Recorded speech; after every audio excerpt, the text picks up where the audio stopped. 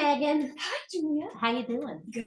It's nice to meet you. It's nice to meet you. I'm just getting over a cold, but we did test for COVID. I'm good. So thank you for don't want to give not sharing your germs. You're welcome.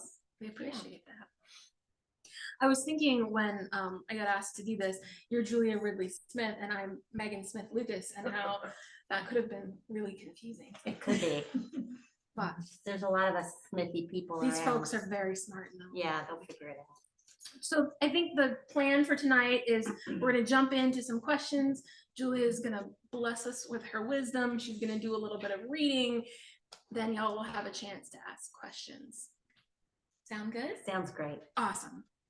So as we talked, as Patricia did in her lovely interview, she mentioned that I also write short stories, and I'm the editor of a literary magazine, and I'm always like a little bit nervous when I get asked to read a short story collection, because too many collections feel like storage, like a place for the author to conveniently keep all of their stories in one place. And I think that sometimes there's like a very low level of connectedness. And there's often a lot of stories that are skipped, right? Right. It's like an album with the bad song that you bought because you love the one song. Yeah. This does not have that problem.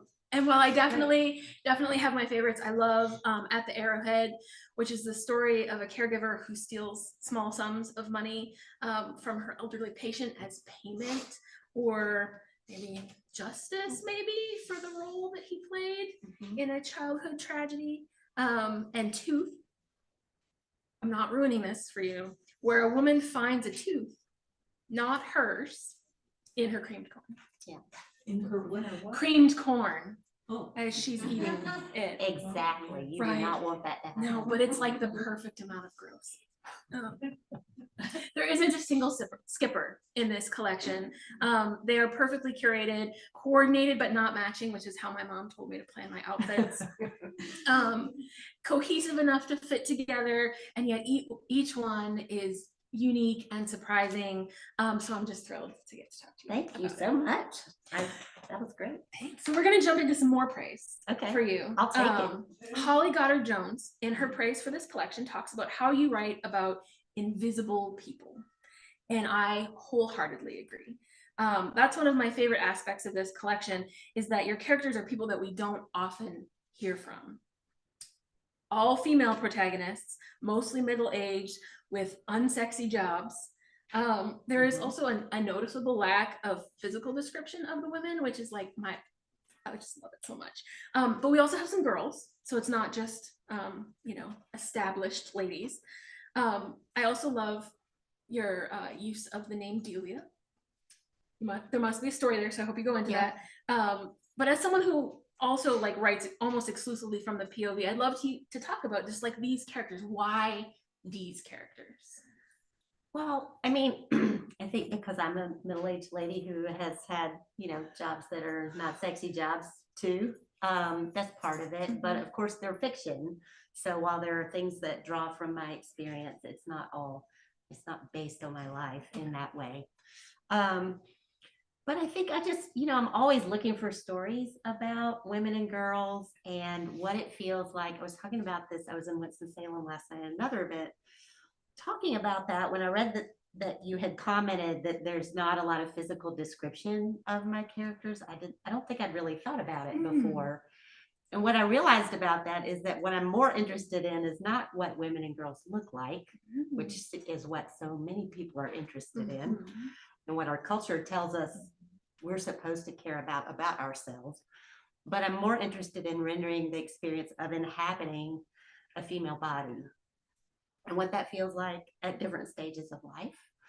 So, as I've been writing stories, I started realizing that there were, I wrote other stories that use other themes than these do. But once I realized I had a dozen that kind of hung together around those themes, that's when this book started to come together. And I think all of us kind of work with, each writer has their sort of set of themes that they're often working with or interested in and keep returning to. Yes. So for me, it's that. It's like what it's like to be a woman in the world who wants things that the world is telling her she's not supposed to want. And maybe because she's, not sexy, not fancy, Right. all the possible reasons, which we can go into a little bit more as we talk. Do you want to talk about Delia? Delia. So Delia is a character who appears in, I think, 3 of these stories. And in some ways, she's the character who has some overlaps the most with my own experience. Okay. The first story that I wrote about her in, I think, is a story called Et tu, Miss Jones, which is set in an antique shop. And my parents were antique dealers. And in fact, my first book is about cleaning out their house and, all of their antiques and other things that they had collected over the years. So Delia in some way has these overlaps with me, but she's definitely not me, but she keeps reappearing in different stories. Cool. So, I liked that. I liked seeing you get to see this character from different angles, and how other people see her. It was fascinating. Because I think in a couple of the stories, she's in first person, but in another story, it's from the perspective of her niece, who's talking about her and sort of definitely viewing her with a different eye. And you get Delia's sister's perspective of her a little bit, which is pretty judgmental. Yes. And younger Delia and older Delia. Yeah. And it's fascinating. Yeah. So she's fun to work with. I'm gonna more praise. This time from Kevin Wilson. You guys know who Kevin Wilson is, right? He's big. And he says that this collection is dazzlingly inventive. And I think that that's pretty high praise given how dazzlingly inventive he's books. An amazing writer. Also, his short stories are great. But for me, the word playful came to mind, and that was before I read Kevin Wilson's praise, just for the record. I thought of that on my own. You play with point of view.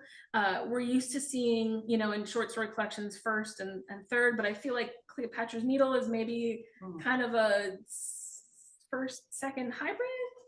Yeah. There are some gorgeously realistic stories, but then we have Hot Lesbian Vampire Magic School, which uses a play structure, right? But it's also a letter, which is amazing. And Delta Foxtrot uses nautical flags in this like completely unique way to me, anyway. And the woman who did things wrong has magical realism. So like you have a lot of good stuff in here. Yeah, I like to play with form. I'm really interested in structure and form, and those stories that you're mentioning that are kind of outside the bounds of literary realism are the stories that often come to me like a bolt, and at first I think that's too crazy. That idea is too crazy. Like I can't write that. And then I'm slap myself a little bit and say, just do it, see what happens. And they're really fun because you can play and kind of do different things with language. And often there's a structure that kind of dictates an ending. So like with the story that is kind of a play, it's actually a ballet in 3 acts. So, it has to end at the 3rd act. So you have the structure to work with. It's almost like, poets who work with formal constraints. Right. So sometimes I really love working with those shorter forms that, you wouldn't want a novel that goes on and on doing that crazy thing for that long. But like The Woman Who Did Things Wrong is kind of almost like a modern fairy tale. So I love those kind of playful stories, and they give me kind of a breather from working on the more realistic stories that might have kind of more turmoil that I have to work out and that tend to go through a lot more drafts. Right. Now I know we have some writers in the audience. So do you, like on a craft level, do you go, I want to write a story based on a ballet and then get the lesbian vampires? Or do you get the lesbian vampires first? Like, what ballet has not been done yet? Then you're like, this is perfect for that ballet idea. I think with that story, that was a story I wrote a while back when there were so many of these vampire novels that were, like Twilight and all of that stuff. And there, especially when I was working with students, and that was kind of like the thing that everybody wanted to write at that time. There's these fads and what students want to write about. And maybe 5 years ago it was dystopian. Now it's all like body horror, high fantasy, door like elves and whatever. Yes. So, so it goes through these things. So I was sort of playing with that idea in that story. And I think that's what first got it going. And then I'm not really sure what prompted it to become a ballet. But in that, you mentioned it has this letter aspect. It has this aspect of the girl who's writing the script for the ballet or the plan for the ballet is writing to her friend who's supposed to write the music. And there's kind of a sad, like foiled romance undercurrent for those girls. But it adds so much depth and meaning to the story and tears. Yeah. And I like that. I like those alternating registers of humor and sadness. I love a story that's where you're like, ha ha ha, oh. Yeah, you're not expecting to cry with Hot Lesbian Vampire Magic School. No, but you might. I mean, being a teenager is hard. We all remember that, right? I mean, we have people much closer to that age in the audience and people much further from it, and we all remember it, right? Because you just have your feelings are so feeling deep, right? Everything is so dramatic. It's so much drama. Oh my goodness. And maybe that's what suggested having kind of a play or a ballet. I mean, what's more dramatic than a play? A ballet, right? Yeah.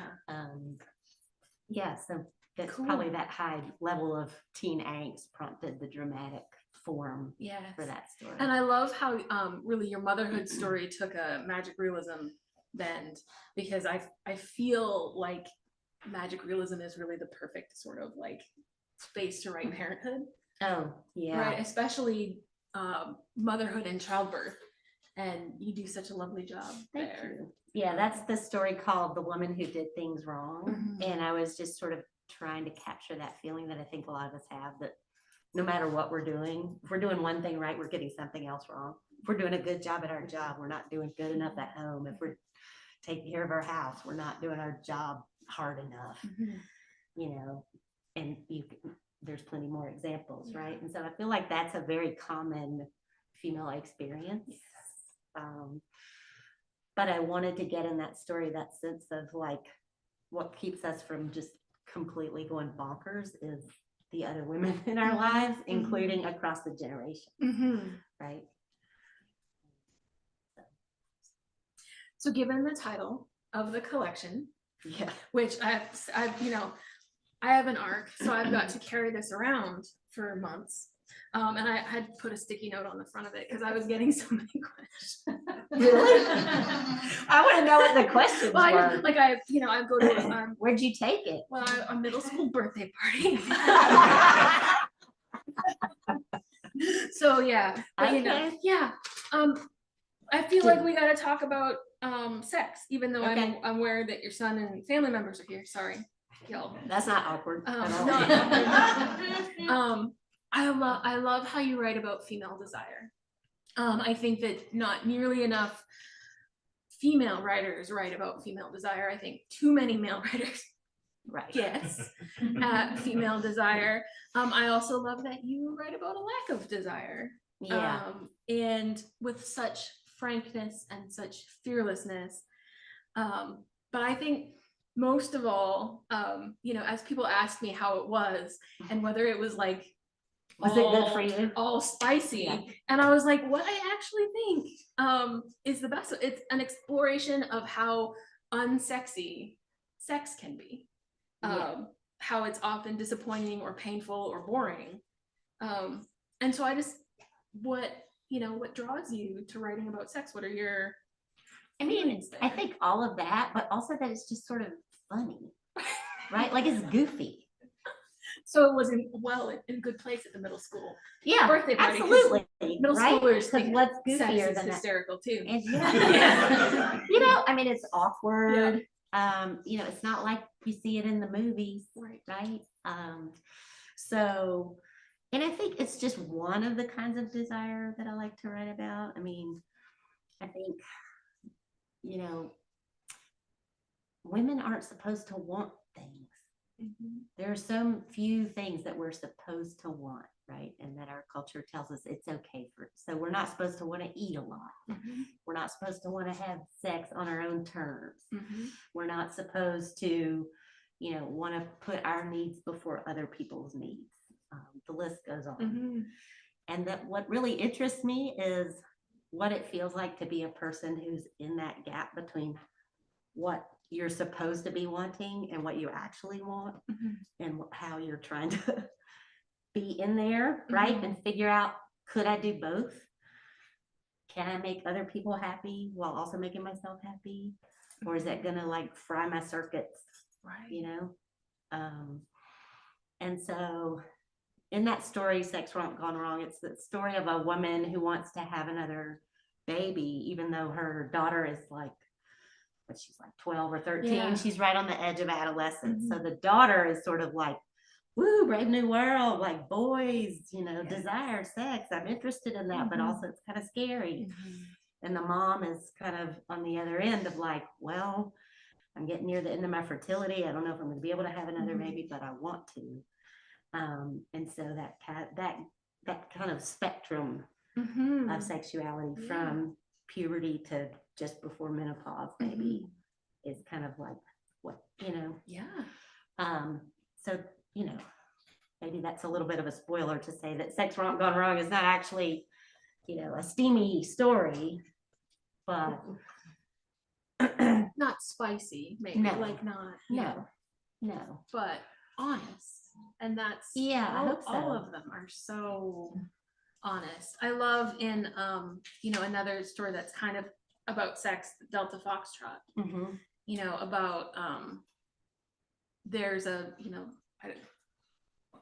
some infidelity perhaps, and you know, her desire to do that versus her husband at home and him not wanting to know, and just that sort of the fight within herself over the same thing that you're talking about. Yeah, and there's a part in that story, oh, maybe I should just read it. Yeah, read it. So this woman has been in this film club that she's been going to watch these old movies, and she meets this guy who has this amazing hair, right? And she's like, oh, I just want to get my fingers all in his hair, right? And so, and also the other thing is that her father's in the nursing home, and you know, he's not doing well, and he's kind of difficult. And let's see, I was trying to find the scene. Okay. So that she and this fella have their first encounter in his car after the movie club, and I'm not going to read that, but this I think kind of gets at what you're talking about how ridiculous sex is sometimes, and also trying to fit it in. So, you know, they've had their first encounter, and now they're trying to figure out like how they're going to meet up again. She says, I said I'd come to his place on Saturday. I figured I could visit Preston, shower at his place, pick up the dry cleaning, see Daddy, do the grocery shopping, go home and put the food away, and still make Jacob's karate tournament by 2 p.m. When I got to Preston's apartment that Saturday, much more groomed than I usually am on the weekend, we went at it right away. In true romantic comedy fashion, we stumbled around the apartment and progressively giddy undressed before falling onto his futon. After performing the sex act in several classic, but for me nearly forgotten, styles, I caught sight of his alarm clock and gave a cry that he mistook for pleasure. I had allotted time for married sex, not adulterous sex, and I was already late for Jacob's tournament. Obviously, Saturdays were going to be more complicated schedule-wise than I had envisioned.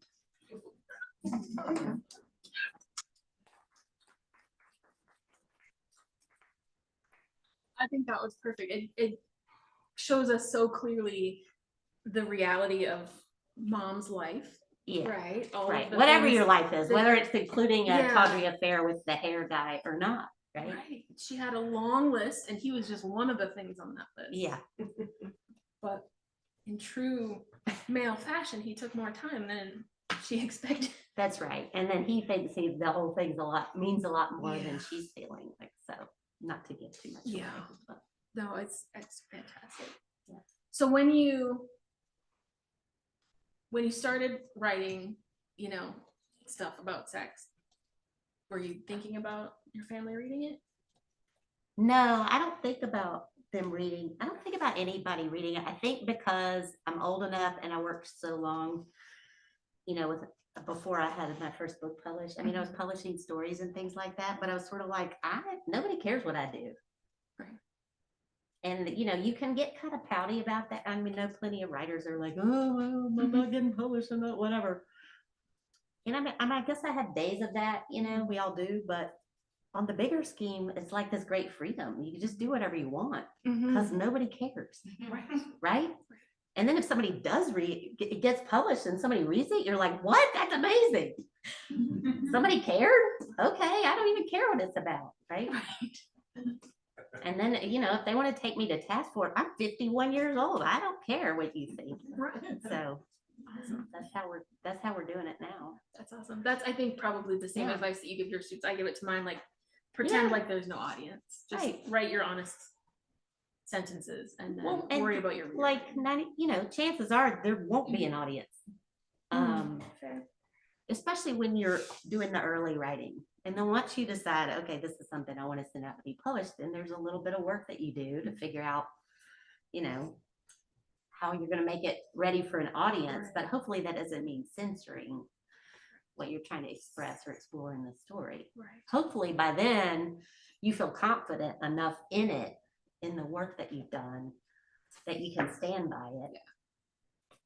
Yeah. So last week I had an event with Brian Panowich, and he used the term, and you're a professor, so I'm sure you know it already, transactional literary theory, which refers I don't know what to that is. how the meaning of the text doesn't lie in the text or in the reader, but Okay. in the reader and the text coming together. And I Did you thought, say that again? yeah, transactional literary theory, Mhm. and it refers to how the meaning of the text doesn't lie in the text or in the reader, but in us coming together. That makes sense. And so as I was reading and thinking about writing these questions, I was thinking about that a lot, specifically with regard to women's friendships, because you write a lot about women's friendships. Breathe, Don't Breathe, Don't Breathe, Breathe, Flown, A2 Miss Jones, all dive really deep into female friendship. And to me, are complicity in each other's pain. But I recognize that this is probably Rosenblatt, whose theory that was. Mhm. It's me bringing something to that. But what draws you to write about friendship? I mean, I think, to be fair, I think that's there, right? So the friendships that I depict in those stories are, they're deep friendships, they're warm Mhm. friendships, but there is pain, right? Mhm. As there is in any relationship that's of any meaning to anyone. I think I'm drawn to write about female friendship because my friendships with other women have been so important for me Mhm. in my life, both in,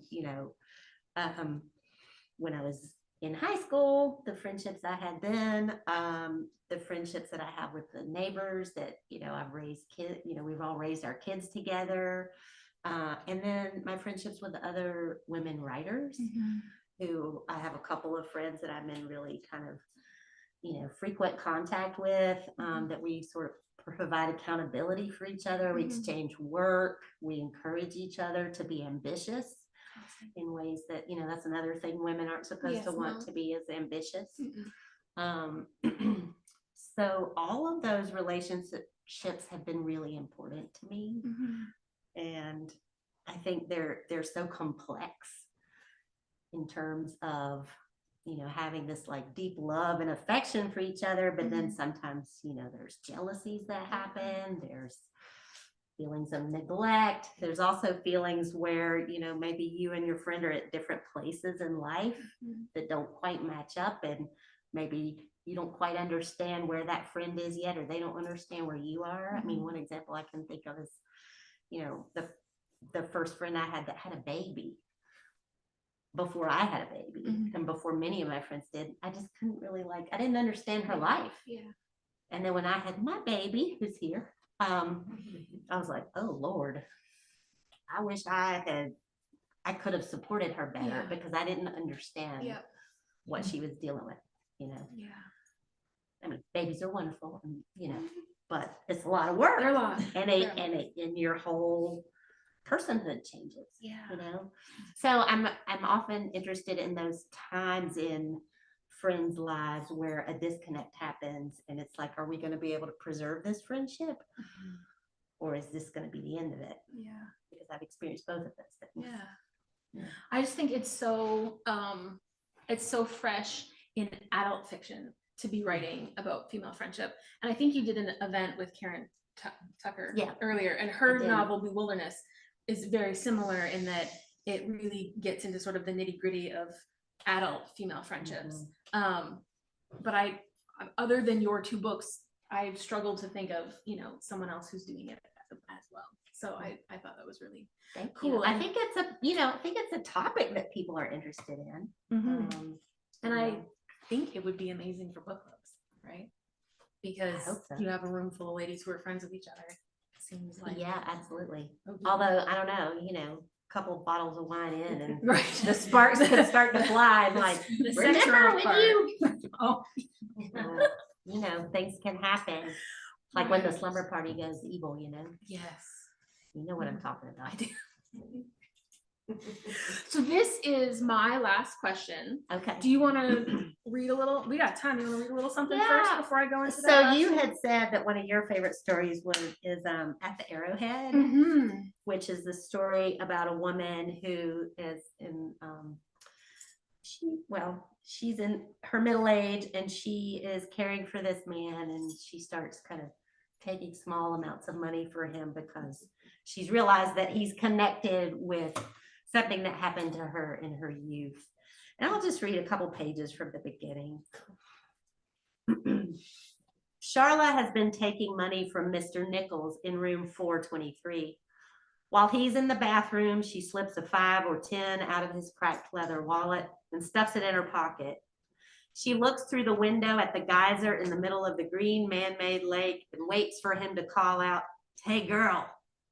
The woman who used to have this room called her Honey. The one before that, Sugar. Mr. Nichols doesn't want her in the bathroom with him the whole time like some residents do, but he needs help transferring from toilet to wheelchair to bed. In January, he could still do it by himself. Now it's July. Hey girl. After cleaning up Mr. Nichols, she gets him back into his wheelchair. She might be closing in on 50, or maybe it's closing in on her, but she's strong. 10 years she's been doing this job, and before that she did other hard work. On her feet all day, moving and lifting and smiling, in restaurants, stores, a nursery school. She's always told potential employers that she doesn't mind working hard because she's the kind of person who likes to keep busy. It's what she tells Nurse Jill, who tries to load her up with work beyond what she thinks Charlotte can handle. What Nurse Jill doesn't know is she is only one of many who have tried to break Charlotte. Parked before the playing television with his soft drink, Mr. Nichols says, as he always does, "Thank you." And she says, "You're welcome." Good manners are something nobody can take away from you, her grandmother used to say. It doesn't hurt anybody to be civil. Charlotte taught her children the same. Not all the residents are civil to Charlotte. They have groped her. They have called her ugly things because they look at her hair and think she is mixed. Maybe she is. How would she know? But her mother had the same hair and she was white. Some residents talk to Charlotte like she's stupid. Others like she's a person they knew long ago, a person they loved or didn't. A few don't talk at all. She doesn't hold any of this against them. They can't help what they do. They are old, lonely, sick people. confused, many of them, and all of them tired. Together, Charlotte and Mr. Nichols watch history unspooling on the television. The day's new horrors and absurdities, recalling moments from other decades, as far back as the 1940s for Mr. Nichols, and for Charlotte, mostly the 70s and 80s. Everything's happening again, he says, and she asks if he thinks it's worse this time, the way people are saying. He's not sure, but they agree it's a shame, the world, the way people do today. In a minute, she'll leave his room to go help somebody else. She won't take anything from that resident, nor the next one, nor the next, each of them sitting in their separate rooms, close but apart, like eggs in a carton. She only takes from Mr. Nichols. What he did was a long time ago, but she can't forget it. I'll stop there. In my copy, I have that one line. What Nurse Jill doesn't know is she's only one of many who have tried to break Charla, underlined, because I feel like, firstly, but you also do such a lovely job showing the resiliency of the women in this, because this is not the only woman who people are trying to break in this book. Yeah. And so it's just, and people may not even be trying to think they don't think they're trying to break you. Yeah. It's just what you're there for. Worse. Which is worse. Which is worse. So I don't know how much y'all know about creating a collection of stories, but these are not the only 12 stories that you've ever written. No. Right? You look at your body of work and you pick and choose. And so I love when I read collections to try to figure out what the author's obsessions are. And in my own collection, it's really easy for me. I spent a lot of time thinking about motherhood and addiction and rural life and poverty.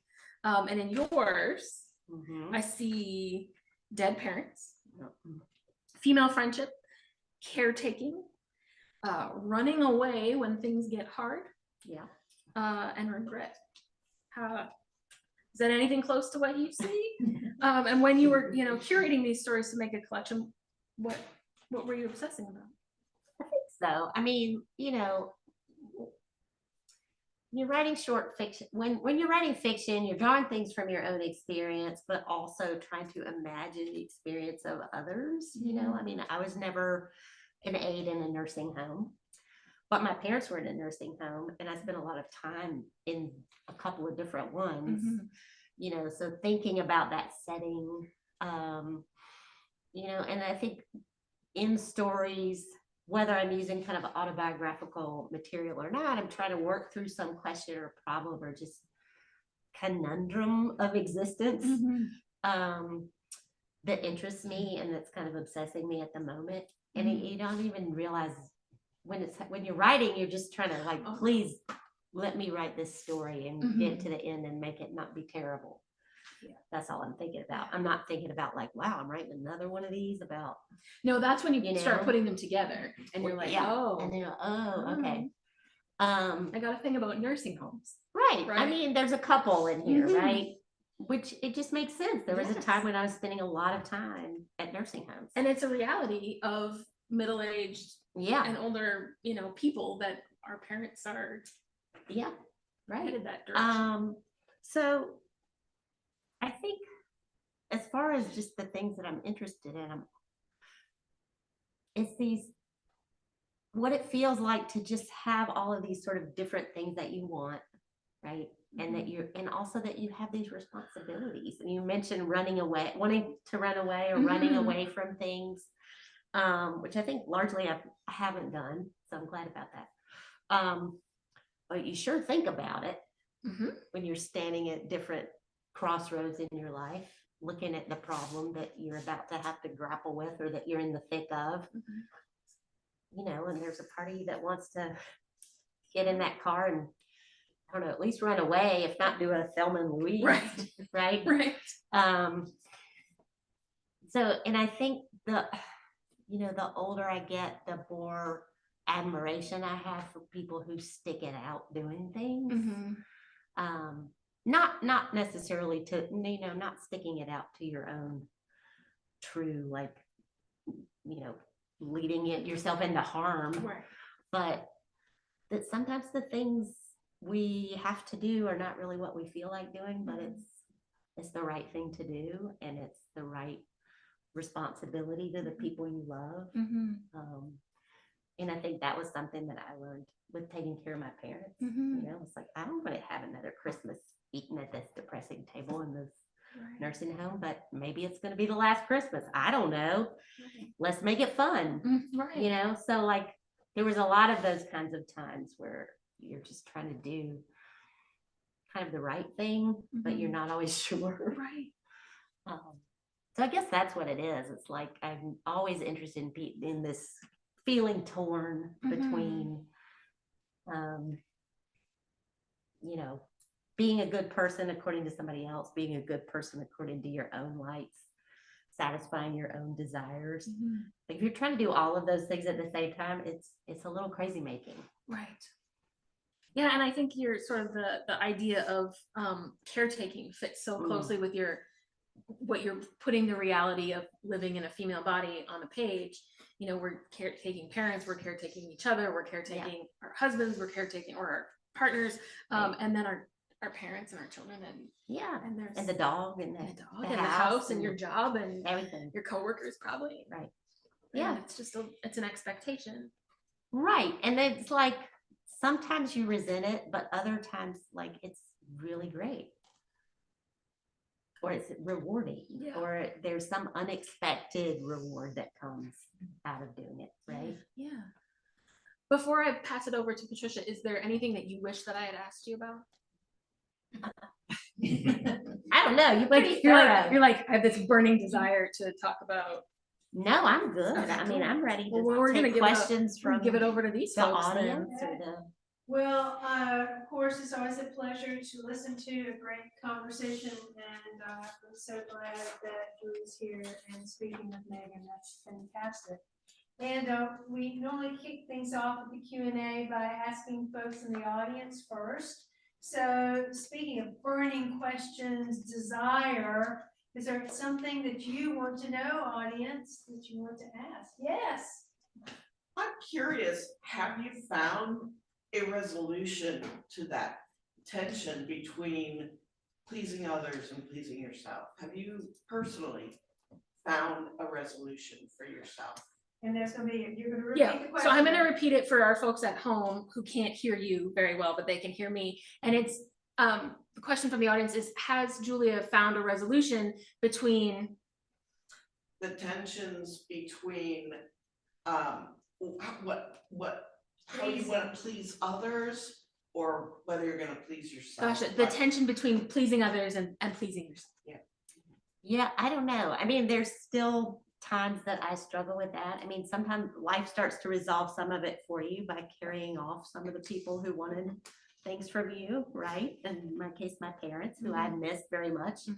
But, that's a set of expectations that aren't there anymore. Although I have to say, I still hear my mother's voice, right? Where she's telling me like, this is what you should do in this situation. And I'm like, okay, I don't want to, and other times she tells me things and she's right. So I guess it's just become more of like, I'm looking for things where maybe what I want and what other people, if there's an overlap, that seems pretty good.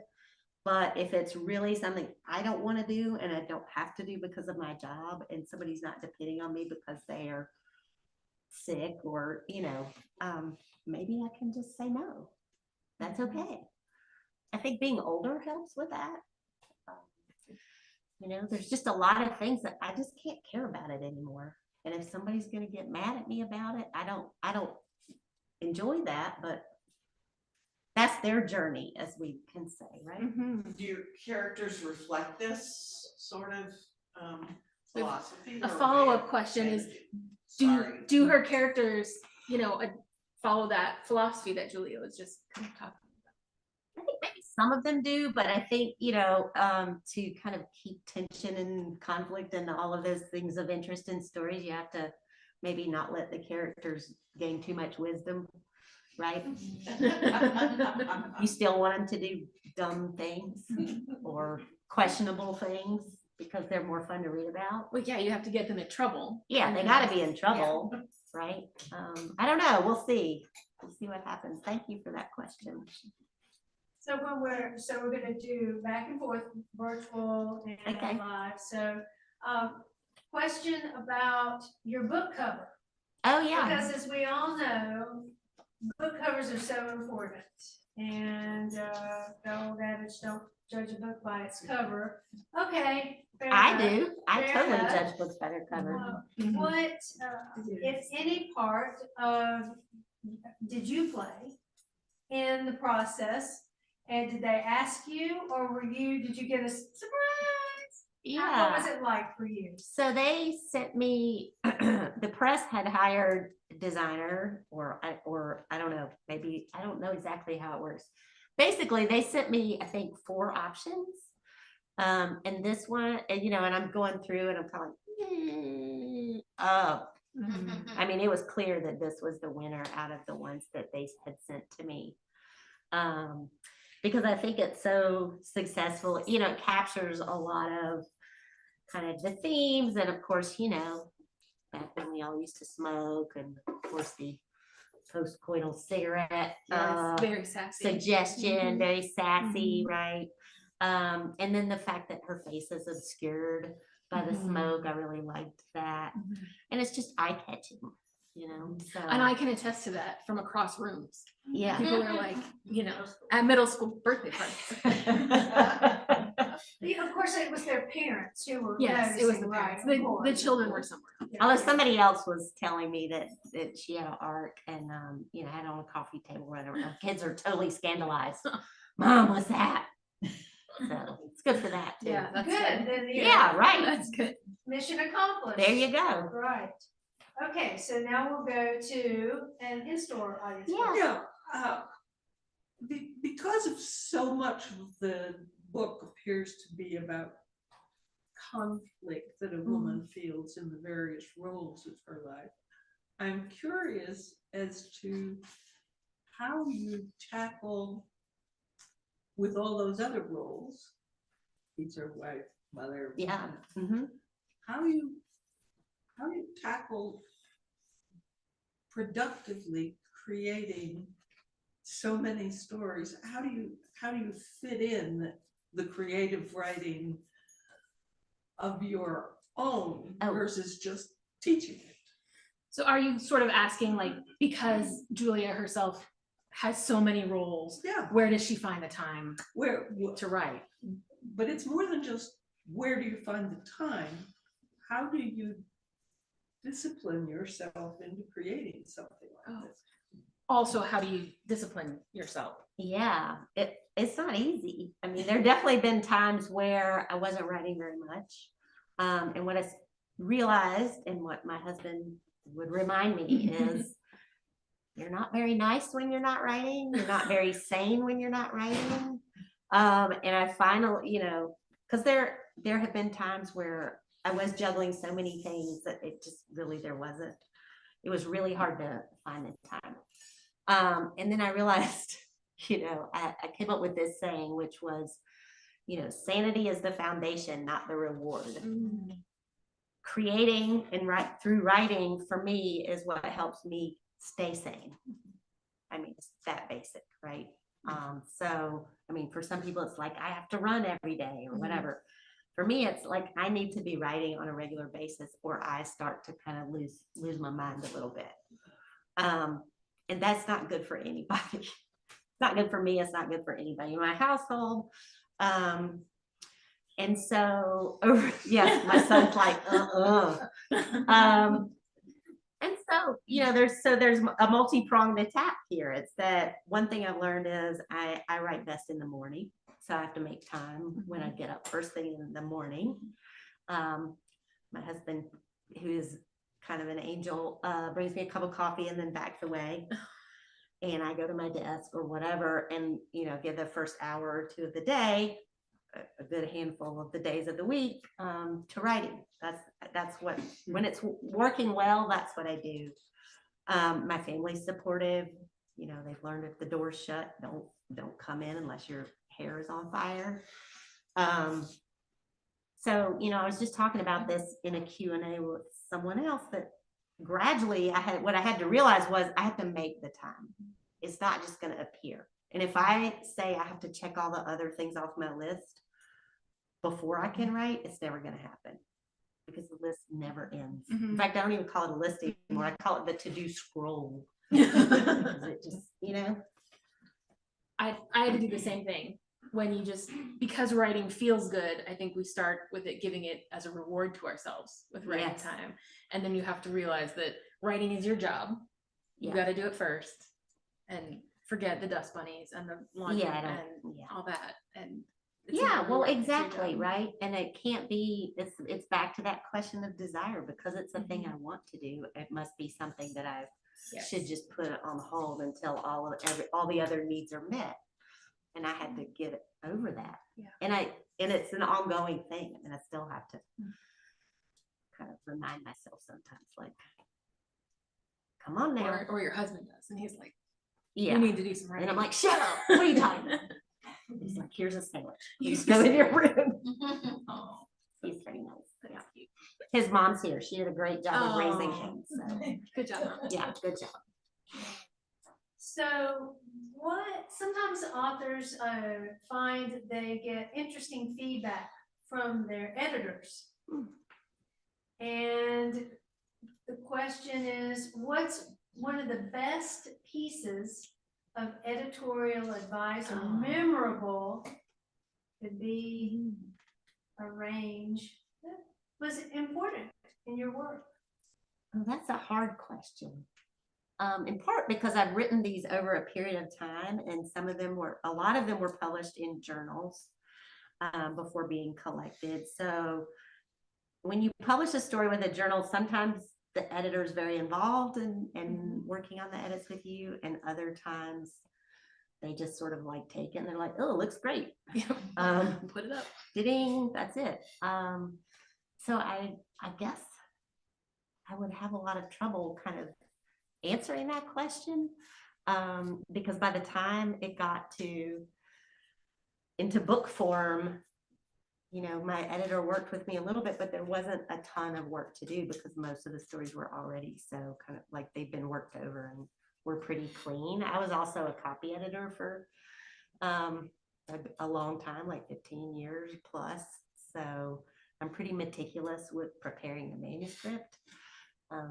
And I draft a lot.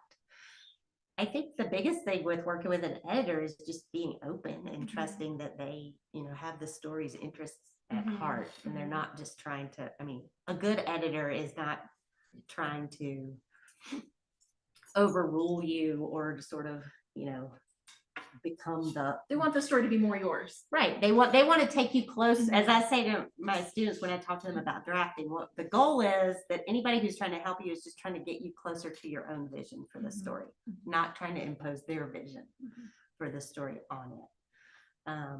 And so I've been grateful to editors that I've worked with who kind of just helped me with that. Sometimes it's little bits of wording.